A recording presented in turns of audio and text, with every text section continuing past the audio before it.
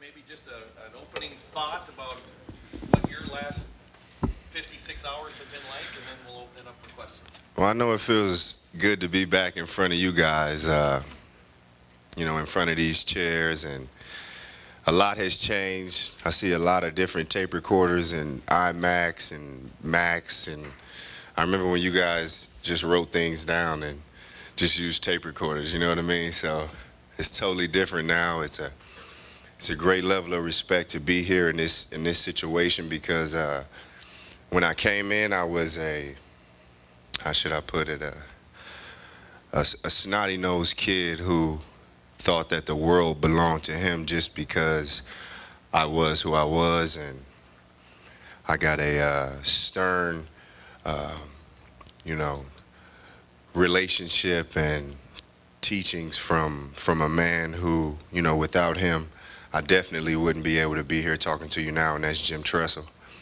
He taught me everything about life. He taught me what it meant to be a man.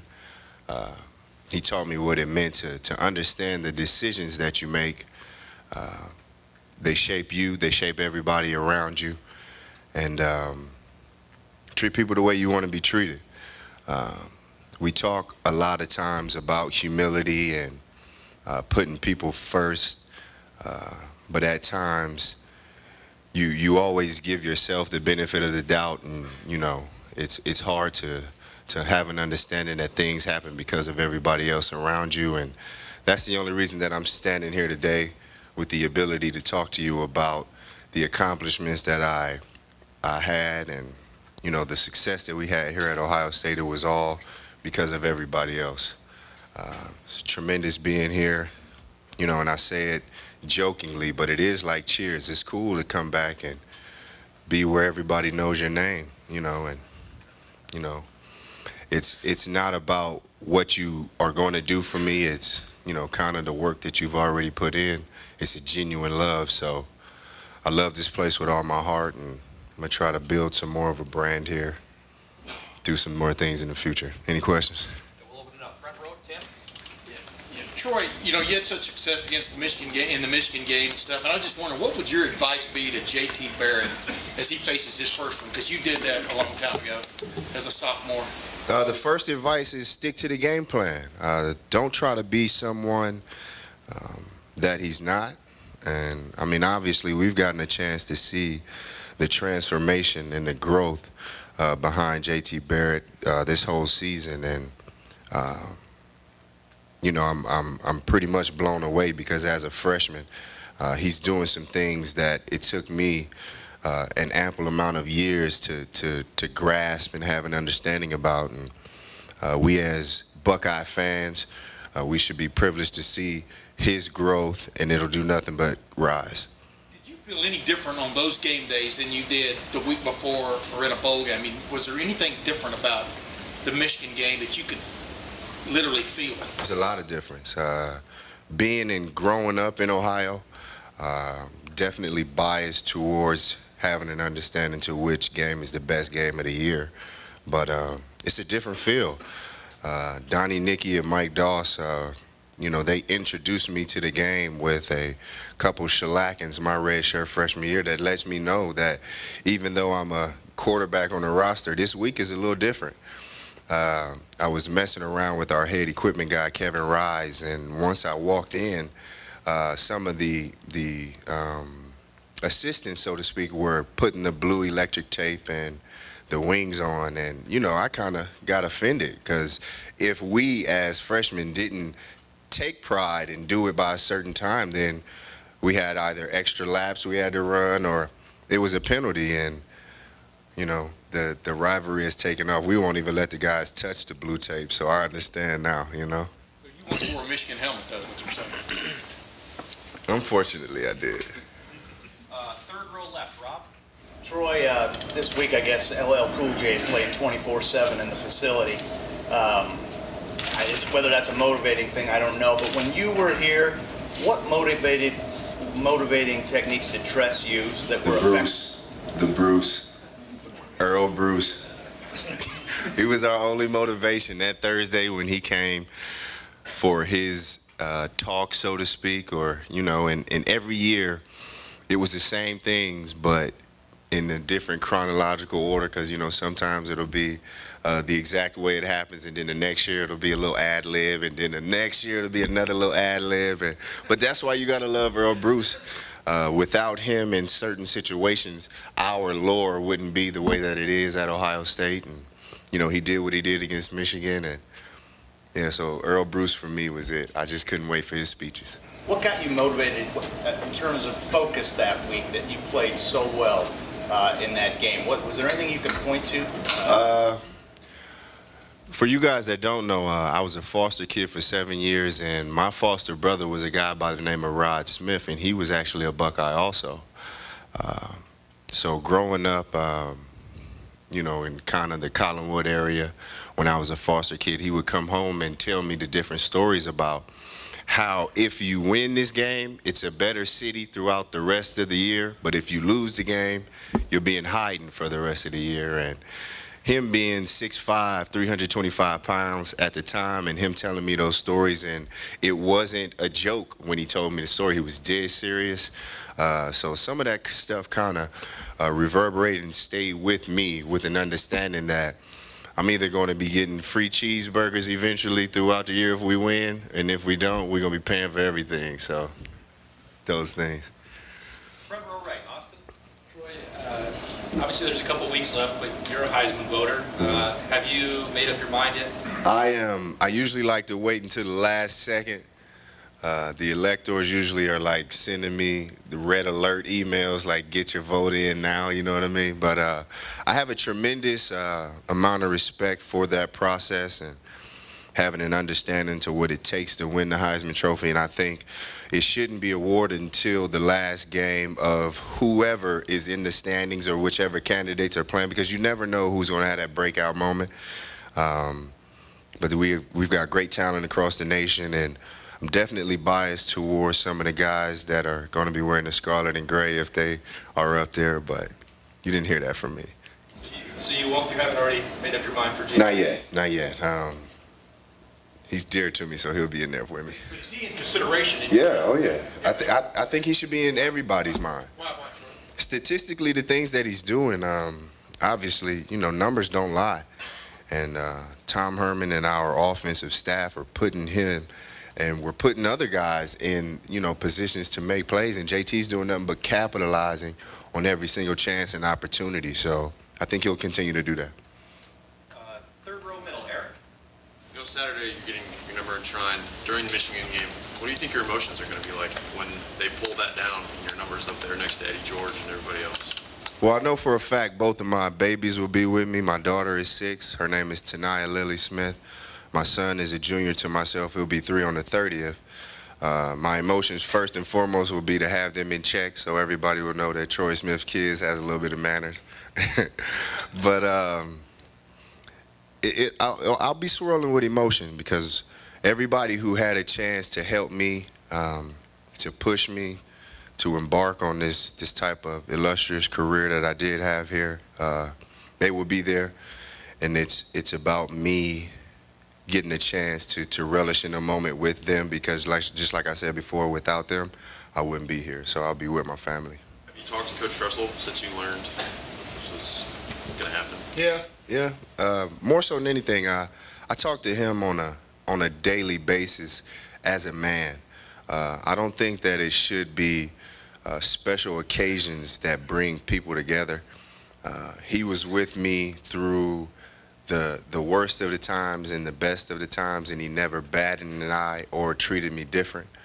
I think that's why I owe him, you know, the ability to just give him a call and see how he's doing on a daily basis, because he literally gave me and my family a chance to springboard into something different.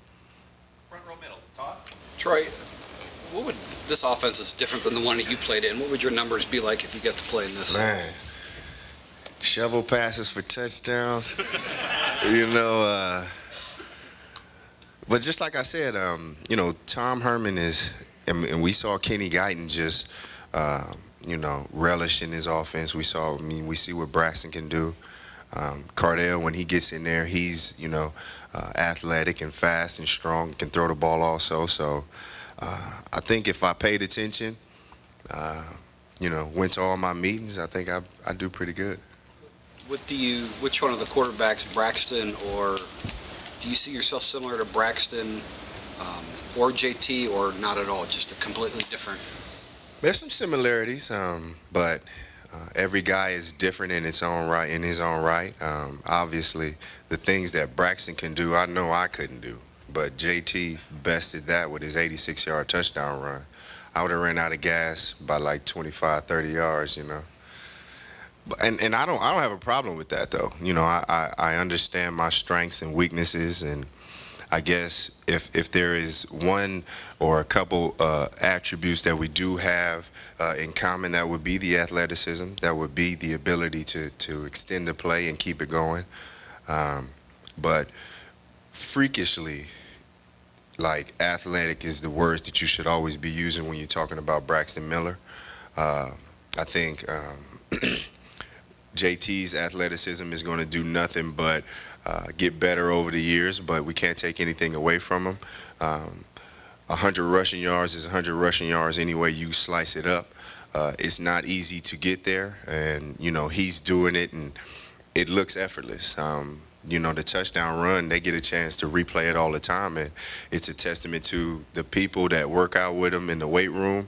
The ability to maintain that type of speed for as long as he did is not easy. And as a quarterback, Braxton has done some things, running around, throwing the ball, et cetera, et cetera.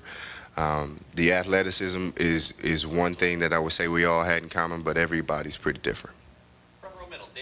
Troy, I know you've talked about this before. Can you elaborate on the suspension at the end of the 2004 season, how that motivated you going forward? It's been 10 years now, and I know you talked about how that really motivated you for the rest of your career. Well, at that time, a young guy, not having a total understanding to who I was, you know, made a bad mistake, made a decision. The empathy that I was shown from the staff, from my peers, from the university, was all of the motivation for me to make it and be a better person the next time around. To go without, to be in solitude, it's pretty bleak. The things that we do in life, we usually do it knowing that you're going to have some type of support, knowing that the reason why you do things are for other people. So when I was taken away from my brothers, it hurt me down to the core, to the point where a silly decision off the field wasn't going to take me away from the camaraderie that I had worked so hard to achieve with the guys. And that was my whole motivation. Being in a situation to where my guys can trust me, have an understanding that I will always be there. Yeah, so the decision was made. It wasn't a good one. They allowed me to bounce back, and, you know, the rest is history. All right, Blake. Troy, as I remember the games, 04 was kind of the coming out party. 05, you had to rally the team in the big house, and 06 was the big shootout here. Is one better than the other? I remember I think you were down 9 with 7 to go in 05. I was going to say, anytime you, and it's funny, a Wolverine said this the other day on TV. He said, when you are loyal to your soil, you know, good things happen. So anytime you have the ability to take the a tremendous gasp of air out of 100,000 people somewhere else, and you really put them in a situation where they have to be, quote unquote, loyal to their soil. I think it means a lot. So doing that at their stadium, you know, in a situation where we weren't supposed to win, you know, backs against the wall, everybody pretty much, you know, leaned on one another, depended on one another, and that's the beautiful thing about football. You know, 11 guys have to be on the same page at the same time, and if anything, the win up there would be the one that stands out. Pretty good catch by Gonzalez.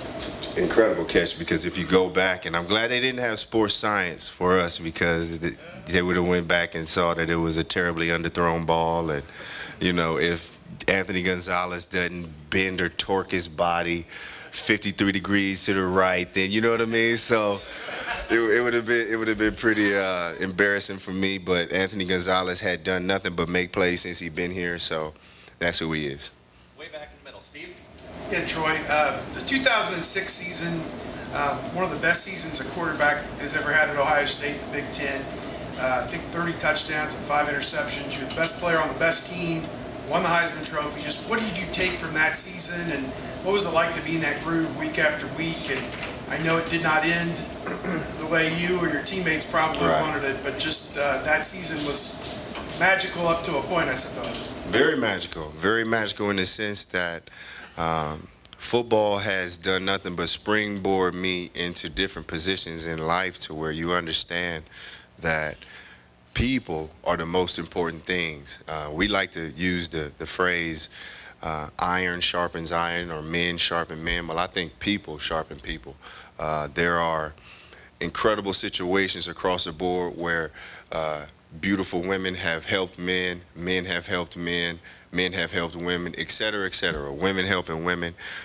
For the most part, that whole season for me was everybody being in a situation to where we were going to be there together, we were going to stay there together, we were going to help, and we were just going to continue to push forward. My whole career, I had to have an understanding that it wasn't just me putting myself in these situations, it was because of everybody else. Front row left, Doug. Troy, you talked some about the 04 game, but were you nervous for that, for your first Michigan game? Oh yeah. As a starting quarterback, can you remember the feelings like heading into that? Well, the butterflies and the anxiety that follows you through the skull session, through you know, the early morning routines, through it can't really be, how should I put it, you know, just talked about in just this one sequence of events is right now, because you don't really understand the magnitude of the game until years and years and years after, until you get a chance to take another picture with a kid who is now 12, and at the time he was 7 or 5, and he says, man, that was the greatest thing in the world. And you at the time, you're trying to downplay it because it's just football. Because the whole time that you're being talked to about the situation is treat it just like it's practice. Treat it just like it's routine. And what happens is through the quote unquote dumbing it down of making it routine, it does become second nature. It becomes like the back of your hand, so to speak. So even with that being said, until you hit the field and you feel that there are really hundreds of thousands of people watching you, watching your every single move, you really don't have an understanding. Obviously, you take the first hit, you hand the first run off, you throw the first incomplete, then you're back in your groove. But until then, you know, you're thinking about all types of things. And it's a feeling that I wouldn't trade for anything in the world, and I know JT's gonna be on cloud 9. Why'd you have a good day that day? If I can remember, they were poised to go and do some like incredible things that year, so we were the spoiler, so to speak. I had always envisioned having huge games in that game, but the ability to know and say, you know what, today we really don't have much to lose and we can spoil any and everything that they have going on. So let's just lay it all out on the line. And I talked about this before. Myself and Anthony Gonzalez, we started off on scout team together, and our first remembrance at practice was a deep post over the middle on a busted coverage that I wasn't supposed to be throwing to him because the red circle at that time was on somebody else. That's another battle myself and Mark D'Antonio used to go through. So, but we joked all the time about his first touchdown pass being a deep post, and sure enough, it was a deep post over the middle. And you know, that right there, because he was my scout team brother, it helped bring me back down. You know, this is just like practice, guys, and these are the guys that we did it with. Last couple questions. Front row, Bill. Troy, have you talked much with Braxton Miller this year, and can you give an idea about his state of mind? I talked to Braxton a lot. I talked to him just as much as I talked to Cardale Jones, just as much as I talked to JT Barrett. I try not to put myself in a situation where when I come back and deal with the guys that they think that I am dealing with somebody because of stature or because of who they are. In its entirety, because a little bit I understand what they have to go through nowadays as a student athlete. When we talk, I try to talk to them about regular life things. It's not always about the X's and O's. It's about who he is as a person. It's about who his family is. It's about what he wants to become. So we talk about a lot of different things. We don't always just talk about football. His state of mind is great. He's doing nothing but getting his body better. He's healing up. But every time I see him, he's got a smile from ear to ear, and he's doing good. And last question. Tony, middle? Players always want their senior day to come against Michigan. How was yours? You know, how emotional was it? How difficult was it to go through that and then get ready for the game? Very emotional. For everyone that doesn't know, Jim Tressel is like my dad, so to speak. So knowing that that would be the last time on the field with my dad, it was tough. You really don't understand what you mean to a family, to a person, to people that you mentor as a man until you become a father. So that situation with him, now that I am a father, I can totally understand why him weeping at the time led to me, you know, like a waterfall, and I couldn't stop crying once I saw one tear come from his eyes. It really made sense to what back in 2002 when we sat at the meeting in front of my mother, Ginn Sr., him and Mel Tucker, and he said, I will be there for your son. We'll jump on a sword for your son. You know, you don't have to worry about anything, Mrs. Smith. We have him. And that was pretty much everything that passed through then. How hard was it to get back up for the game? Well, it wasn't that hard because the first drive of the game, Michigan scored. So we ain't crying no more. We got some points to score now, you know. So it wasn't that hard. It wasn't that hard. Troy, thank you very, very much. No problem. Thank you, guys. Thank you. Thank you.